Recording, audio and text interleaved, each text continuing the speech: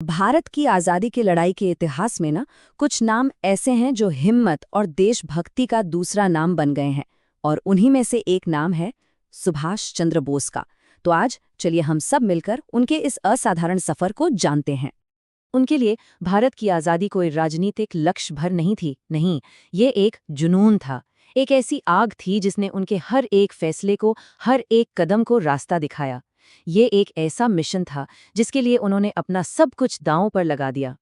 तो उनके इस कमाल की जिंदगी को समझने के लिए हम इन 5 पड़ावों से गुजरेंगे, उनके जन्म और पढ़ाई लिखाई से शुरू करके उनके रहस्यमयी अंत तक। तो हमारी कहानी शुरू होती है उनके शुरुआती दिनों से, वो दौर जहां एक होनहार छात्र एक जोशीले राष्ट्रवादी में ढलना शुरू हुआ था। बचपन से ही बोस की काबिलियत साफ दिखती थी। अपने टीचर्स और स्वामी विवेकानंद की किताबों से वो इतने प्रेरित हुए कि पढ़ाई लिखाई में हमेशा आगे रहे। और इसका सबसे बड़ा सबूत वो था इंडियन सिविल सर्विस यानी आईसीएस के इम्तिहान में चौथा रैंक लाना, जो उस जमाने में बहुत बहुत मुश्किल माना जाता था। ये सच में एक जबरदस्त कामयाबी थी। और फिर आया वो मोड़ जिसने सब कुछ बदल दिया। उनके सामने ब्रिटिश राज में एक आरामदायक और ताकतवर जिंदगी का पूरा रास्ता खुला था और उन्होंने उसे ठुकरा दिया। सोचिए, आईसीएस जैसी नौकरी को छोड़कर उन्होंने आज़ादी की लड़ाई का वो मुश्किल और खतरनाक रास्ता चुना। ये उनके इरादों का पहला और सबसे मजबूत सबूत था। तो आईसीएस को पीछे छोड़कर बोस ने भारतीय राजनीति के तूफानी समंदर में छलांग लगा दी। और यहीं पर उनकी एक अलग और हाँ, कभी-कभी विवादित सोच ने शक्ल लेना शुरू किया। देखिए, महात्मा गांधी और सुभाष चंद्र बोस की सोच में एक बुनियादी फर्क था। गांधी जी अहिंसा और असहयोग की बात करते थे।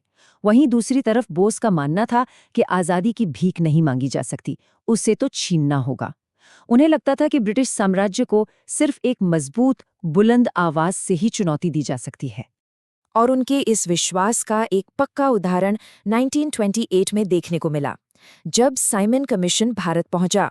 एक ऐसा ब्रिटिश कमीशन जिसमें कोई भारतीय ही नहीं था, भारत का भविष्य तय करने के लिए।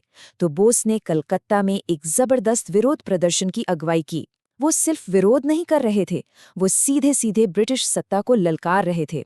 जैसे जैसे वक्त आगे बढ़ा, बोस के तरीके और भी ज्यादा क्रांतिकारी होते गए और इसी वजह से उनका टकराव सिर्फ अंग्रेजों से ही नहीं बल्कि कांग्रेस पार्टी के अंदर भी बढ़ने लगा। इसके बाद तो घटनाएं बहुत तेजी से घटीं।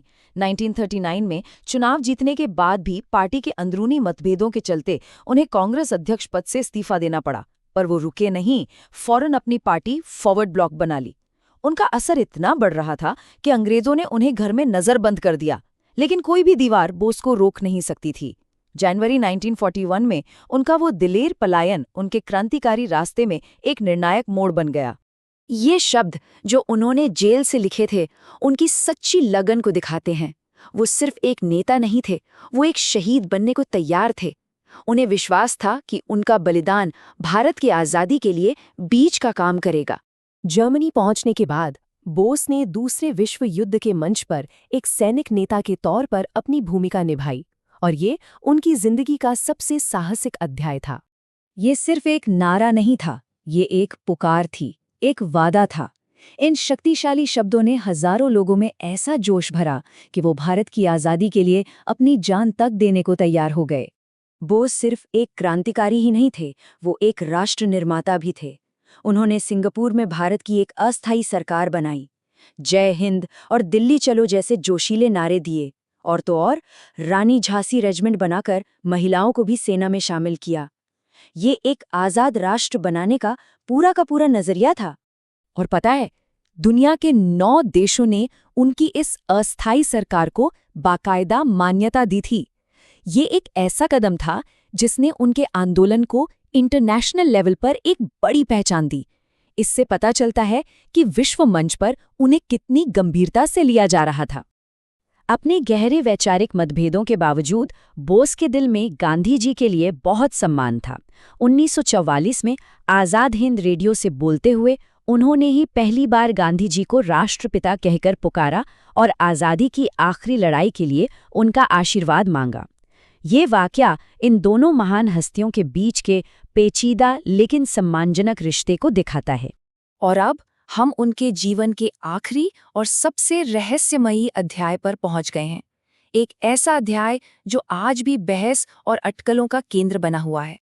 जो आधिकारिक कहानी बताई जाती है वो काफी सीधी है। 18 अगस्त 1945 को एक विमान हादसा हुआ और उसके बाद एक मिलिट्री अस्पताल में उनकी मौत हो गई।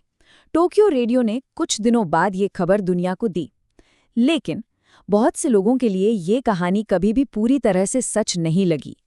और इसी सवाल के साथ हम रह जाते हैं, क्या ये एक दुखद हादसा था या भारतीय इतिहास का सबसे बड़ा अनसुलझा रहस्य? सुभाष चंद्र बोस की जिंदगी प्रेरणा की एक जलती हुई मिसाल थी और उनका अंत एक ऐसा रहस्य है जो आज भी बना हुआ है। और शायद यही वजह है कि उनकी विरासत इतनी जटिल और दिलचस्प है।